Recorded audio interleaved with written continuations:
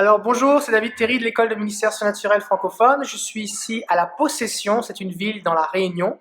Et je suis avec Didier qui a suivi les enseignements sur la foi qui prend des risques et qui va nous partager maintenant un témoignage de ce qu'il a vécu. Bonjour à tous.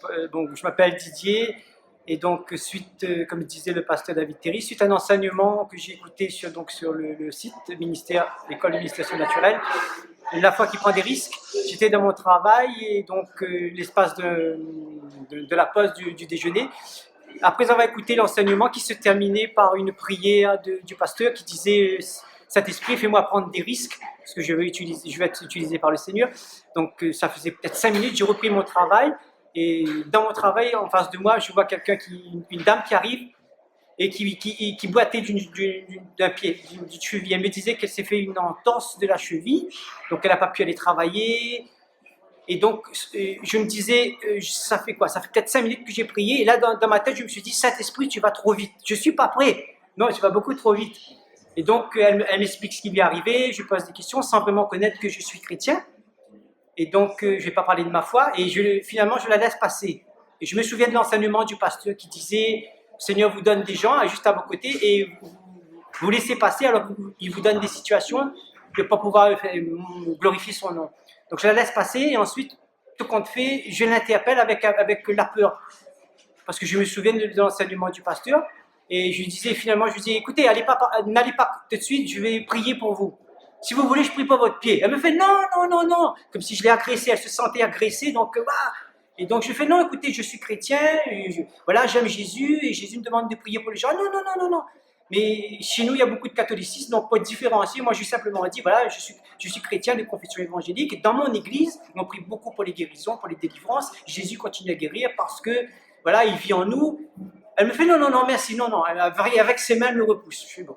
Et ensuite, c'est elle qui m'interpelle en me disant, écoutez, finalement, dites-moi un peu la différence entre l'évangélique et le catholicisme. Et là, je dis, merci Seigneur, il m'a ouvert la porte. Je savais que c'était lui qui m'avait ouvert la porte, j'en avais la condition. Donc je suis rentré dedans, j'ai commencé avec la parole de Dieu, avec l'œuvre de la croix, Jésus-Christ vivant en nous, qui nous donne, qui habite en nous, donc comme son esprit habite en nous, vous imposerez les mains aux malades, les malades seront guéris. Voilà pourquoi nous prions pour les malades, pour les gens qui sont malades, et Jésus fait des miracles.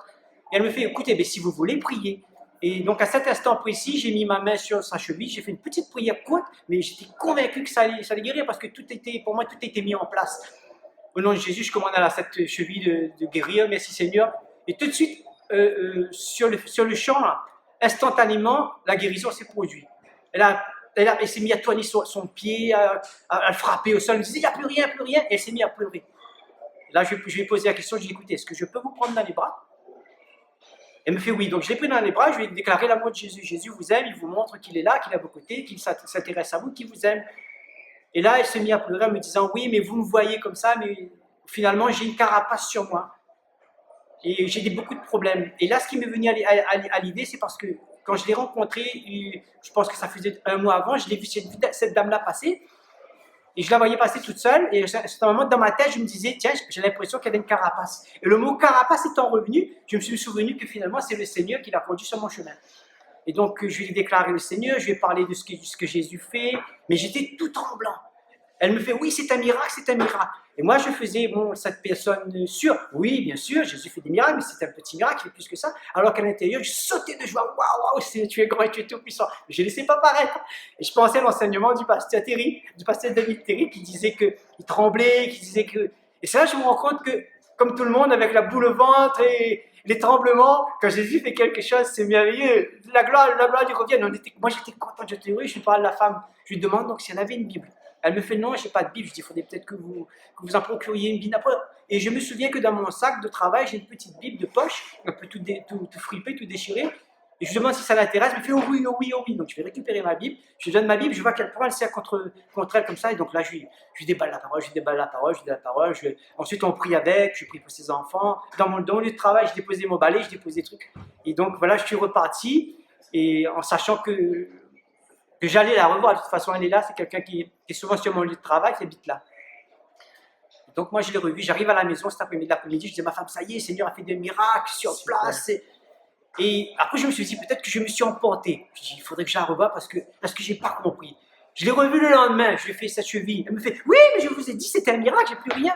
Gloire à Dieu. Gloire à Dieu. Voilà, le Seigneur est grand et tout-puissant, et grâce aux enseignements donc, de l'école ministère surnaturel, j'ai mis en application. C'est là que je me suis rendu compte que je vais témoigner parce que je suis, comme tout le monde, j'ai la boule au ventre, j'ai juste mis en application la foi, et malgré la peur, malgré les circonstances, je dis non, il faut que j'y aille, il faut que j'y aille, il faut que j'y aille, je me suis venu des mots, j'ai prié, je dis non, Seigneur, je suis le temple du Saint-Esprit, Seigneur, si les gens peuvent le faire, moi je peux le faire. Aujourd'hui, je témoigne que tout le monde peut le faire.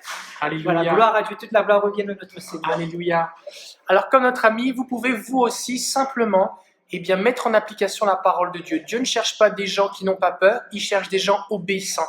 Et la foi, c'est simplement obéir. Prendre un risque, oui, ça peut faire peur, mais il vaut mieux que vous obéissiez en ayant peur que de ne pas obéir.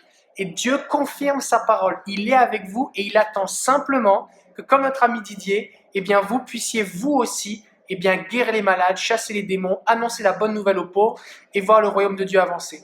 Alors que Dieu vous bénisse et je vous dis à bientôt.